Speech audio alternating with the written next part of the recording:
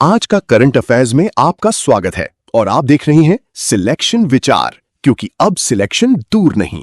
इस मंच पर हम रोजाना के जो विषय हैं उन पर चर्चा करते हैं। बिल्कुल। और हाल ही में नीति आयोग की एक रिपोर्ट आई है, ease of doing R&D in India. बिल्कुल। और आपको पता ही होगा कि नीति आयोग के जो नए उपाध्यक्ष हैं श्री अशोक कुमार लाहिरी, उनके आने के बाद से अशोक कुमार लाहिरी जी। उनके आने के बाद से डेटा प्रेजेंटेशन काफी शार्प हो गया है। पर इस रिपोर्ट में एक चीज है जिसने मुझे थोड़ा सोचने पर मजबूर कर दिया। अच्छा, वो क्या? मतलब भारत का जो अनुसंधान और विकास यानी R&D का खर्च है ना, वो हमारी GDP का केवल 0.65% है। ये जो नंबर है ना, ये एग्जाम के नजरिए से भी महत्वपूर्ण है और सोचने वाली बात भी है, क्योंकि अगर आप तुलना करें ना तो अमेरिका अपनी GDP का लगभग 3.4% खर्च करता है। बाप रे, 3.4? हाँ, और चीन भी पीछे नहीं है, वो करीब 2.4% R&D पर लगा रहा है, तो उनके मुकाबले हम काफी पीछे हैं। बिल्कुल। और ग्लोबल इनोवेशन इंडेक्स 2025 का जो डेटा है वो भी तो कुछ ऐसा ही कहता है ना? एकदम सही।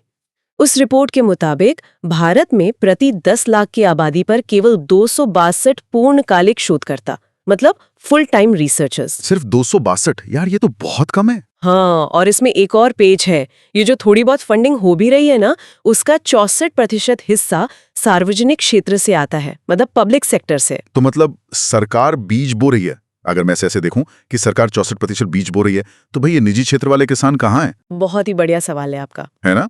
मतलब प्राइवेट सेक्टर का R&D में योगदान इतना कम क्यों है हमारे यहाँ? देखिए, इसका सबसे बड़ा कारण है कि प्राइवेट सेक्टर हमेशा वहां जाता है जहां रिस्क कम हो और मुनाफा ज्यादा हो।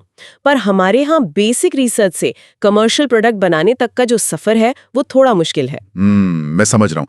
तो शायद इसी कमी को पूरा करने के लिए उद्योग संवर्धन और आंतरिक व्यापार विभाग यानी DPIIT ने भव्या योजना शुरू की है। बिल्कुल, भव्या योजना या भव्या स्कीम का सीधा सा लक्ष्य यही है। मैंने इसके बारे में पढ़ा था। इसमें सरकार अगले 5 सालों में, मतलब 2026-27 से लेकर 2031-32 तक करीब 33,660 करोड़ रुपए खर्च करने वाली है। हाँ, और इस इतने बड़े बजट से उनका लक्ष्य क्या है? देश भर में 100 विश्व स्तरीय औद्योगिक पार्क विकसित करना। मतलब वर्ल्ड क्लास इंडस्ट्रियल पार्क्स। अरे वाह, 100 पार्क्स! पर इनका चुनाव कैसे होगा? यही तो सबसे दिलचस्प बात है। पहले चरण में जो 50 पार्क चुने जाएंगे ना, वो चुनौती आधारित प्रतिस्पर्धा से चुने जाएंगे। मतलब राज्यों को कॉम्पीट करना होगा कि वो सबसे बेस्ट जगह और सुविधाएं दे सकते हैं। अच्छा, तो मतलब चैलेंज बेस्ड सिलेक्शन होगा। ये तो मेक इन इंडिया और PM गति शक्ति को जमीन पर उतारने का एकदम सही तरीका लग रहा है। बिल्कुल। और देखिए, जब बुनियादी ढांचा मजबूत होता है ना, तो उसका सीधा असर हमारी सीमाओं की सुरक्षा और हमारी वैश्विक कूटनीति पर भी पड़ता है। कैसे? मतलब आप इसे डिफेंस से कैसे जोड़ रही हैं? देखिए, जब इंडस्ट्रियल पार्क बनेंगे तो हाईटेक मैन्युफैक्चरिंग होगी और डिफेंस इक्विपमेंट भी तो वहीं बनेंगे ना। अभी हाल ही का उदाहरण ले लीजिए, ओडिशा के इंटीग्रेटेड टेस्ट रेंज यानी ITR से अग्नि-1 मिसाइल का सफल परीक्षण हुआ है। हाँ, अग्नि-1। ये तो सिंगल स्टेज और सॉलिड फ्यूल वाली शॉर्ट रेंज बैलिस्टिक मिसाइल है ना? एकदम सही।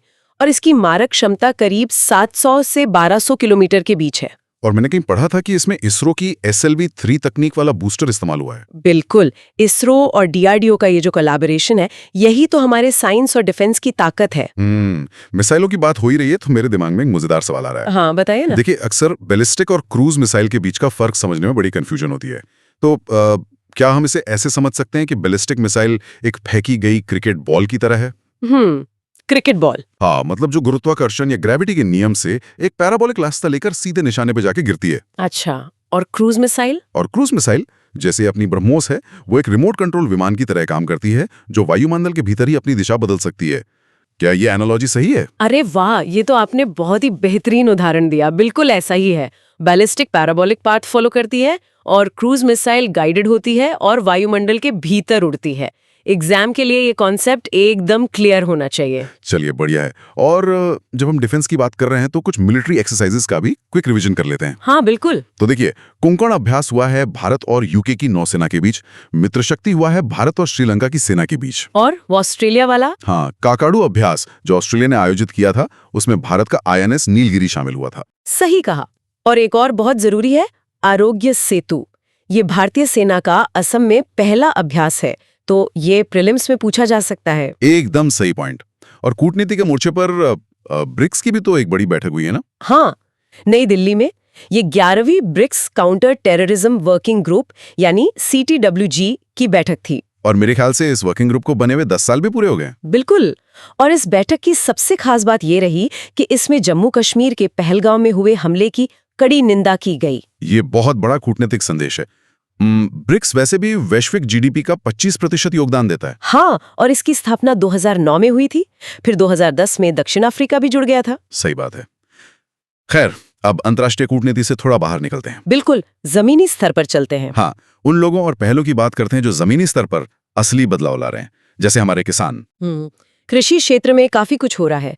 मेघालय के शिलोंग में अभी 5वां फार्मर्स मार्केट लगा था। अच्छा, तो इसका मेन फोकस क्या था? इसका सबसे बड़ा उद्देश्य था डायरेक्ट मार्केटिंग, मतलब किसान सीधा ग्राहकों को अपना सामान बेचें और जो बिचौलिए या मिडलमैन होते हैं ना, उनको बीच से हटा दिया जाए। ये तो बहुत अच्छी पहल है। और मैंने सुना है इसमें ऑर्गेनिक प्रमाणन यानी जैविक खेती को भी काफी बढ़ावा दिया जा रहा है। बिल्कुल, और ऐसी ही कई और सरकारी योजनाएं भी हैं जो जमीनी सशक्तिकरण कर रही हैं। अगर हम क्विक रिवीजन करें तो आयुष्मान सहकार योजना है जो NCDC द्वारा ग्रामीण स्वास्थ्य के लिए है। हाँ, फिर PM विकास योजना है जो अल्पसंख्यकों के कल्याण और उनकी विरासत को संवारने के लिए है। और कपास क्रांति भी तो है ना, लंबे स्टेपल कपास के लिए। एकदम सही। और आम आदमी के लिए सस्ती हवाई यात्रा वाली फेयर से फुर्सत पहल। क्या नाम है? फेयर से फुर्सत, बहुत कैची है। और आंध्र प्रदेश सरकार की किसान कल्याण पहल रैथना मखौजम भी लिस्ट में है। बिल्कुल। अब देखिए, सशक्तिकरण की बात हो और महिलाओं का जिक्र ना हो, ऐसा तो हो ही नहीं सकता। हाँ, मुझे याद आ रहा है 2026 के पद्म पुरस्कारों में एक बहुत ही खास नाम है, पश्चिम बंगाल की तृप्ति मुखर्जी जी का। बिल्कुल सही, उन्हें पद्मश्री मिला है। वैसे आपको बता दूं कि इस बार कुल 131 पद्म पुरस्कार दिए गए हैं। अच्छा, 131। और तृप्ति जी को ये सम्मान उनकी जो पारंपरिक कांथा कढ़ाई है ना, उसके संरक्षण के लिए मिला है। हाँ, कांथा एम्ब्रॉयडरी, जिसमें वो रनिंग स्टिच तकनीक का इस्तेमाल होता है। पर उनका योगदान सिर्फ कला तक सीमित नहीं है। तो और क्या किया है उन्होंने? उन्होंने सूरी में ग्रामीण महिलाओं को इस कला में प्रशिक्षित किया है ताकि वो आर्थिक रूप से स्वतंत्र हो सकें। अरे वाह, ये तो असली सशक्तिकरण है। और महिलाओं के नेतृत्व की बात करें तो सेना में भी एक बहुत बड़ी खबर है। आप मेजर अभिलाषा बराक की बात कर रहे हैं ना? एग्जैक्टली। मेजर अभिलाषा बराक को 2025 का UN military gender advocate of the year award मिला है। ये अवार्ड 2016 में शुरू हुआ था। ये बहुत गर्व की बात है। वो लेबनान में UNIFIL मतलब यूनिफिल मिशन में महिला संगेज टीम की कमोडोर हैं। और शायद वो भारत की पहली महिला कॉम्बैट हेलीकॉप्टर पायलट भी है ना? हाँ, बिल्कुल। और सुमन गवानी और राधिका सेन के बाद वो ये सम्मान पाने वाली तीसरी भारतीय शांति सैनिक बन गई हैं। भारत ने नेपाल के काठमांडू में जो ऐतिहासिक पशुपतिनाथ मंदिर है ना, वहां विशेष चंदन की भेंट दी है। हाँ, पशुपतिनाथ मंदिर जो यूनेस्को विश्व धरोहर है और बागमती नदी के तट पर स्थित है।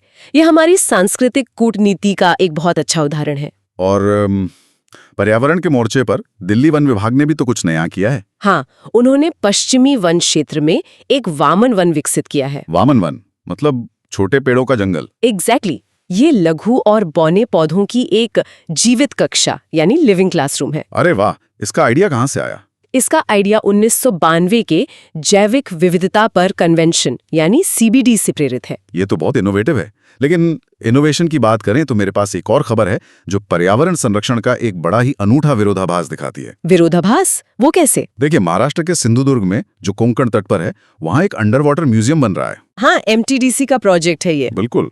और इसमें क्या किया गया है कि भारतीय नौसेना के एक डीकमीशन्ड पोत INS गुलदार को समुद्र के नीचे स्थापित कर दिया गया है। अरे हाँ, एक कृत्रिम रीफ मतलब आर्टिफिशियल रीफ बनाने के लिए। एग्जैक्टली। अब आप खुद सोचिए, एक विशाल युद्ध पोत जो कभी विनाशकारी हथियारों के लिए जाना जाता था, आज वो समुद्र की गहराई में नए जीवन मतलब कोरल या मूंगे को जन्म दे रहा है ना? कमाल की बात।